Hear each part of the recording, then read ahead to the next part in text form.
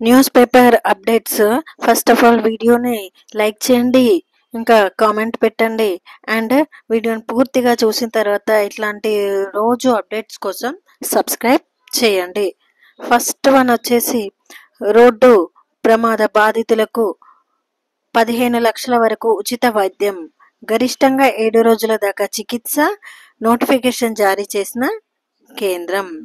అయితే ఇక్కడ చూస్తే రోడ్డు ప్రమాదంలో గాయపడిన క్షతగాతులకు 1.5 లక్షల వరకు ఉచిత వైద్యం అందించడానికి వీలు కల్పిస్తూ కేంద్ర రహదారుల రవాణా శాఖ సోమవారం రాత్రి నోటిఫికేషన్ జారీ చేసింది.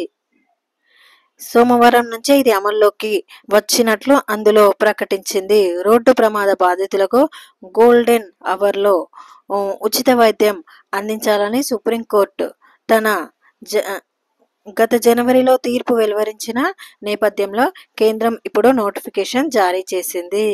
ఇందుకు cashless treatment of road accident victim scheme 2025గా నామకరణం చేసింది.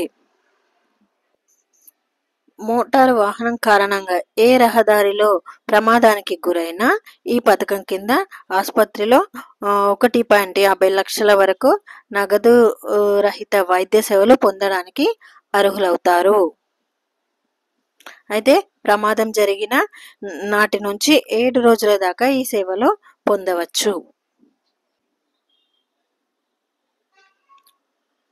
పాక్కు నీళ్లు ఆపేందుకు కేంద్రం యాక్షన్ ప్లాన్, జల విద్యుత్ ప్రాజెక్టుల్లో నీటి నిల్వ సామర్థ్యం పెంపుపై దృష్టి, 6 ప్రాజెక్టుల నిర్మాణ పనుల్లో వేగం పెంచాలని నిర్ణయం, సింధు జలాల ఒప్పందానికి వ్యతిరేకంగా తొలి చర్య, పనులు పూర్తయితే పాకిస్తాన్కు నీటి కొరత తప్పదు. 7న దేశమంతా మాక్ డ్రిల్, శత్రుల దాడిని ఎదుర్కొనేలా పౌరులకు స్వీయ రక్షణపై శిక్షణ.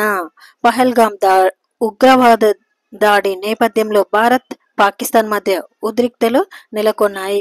ఈ క్రమంలో ఏ క్షణం ఏం జరుగుతుందో తెలియని పరిస్థితి నెలకొంది. ఇరు దేశాల మధ్య దౌత్యపరమైన సంబంధాలు ఇప్పటికే క్షీణించాయి. రక్షణ వ్యవస్థల సన్నద్ధతను ఉభయ దేశాలు ముమ్మరం చేశాయి. ఈ క్రమంలో సోమవారం కేంద్ర హోంమంత్రిత్వ శాఖ పలు రాష్ట్రాలకు కీలక ఆదేశాలు జారీ చేసింది. శత్రువుల నుంచి దాడులు ఎదురైన పక్షంలో పౌరులు సమర్థవంతంగా ఆత్మరక్షణ చేసుకునేందుకు పాటించాల్సిన అంశాలపై 7న బుధవారం సెక్యూరిటీ మాక్ డ్రిల్స్ నిర్వహించాలని ఆదేశించింది.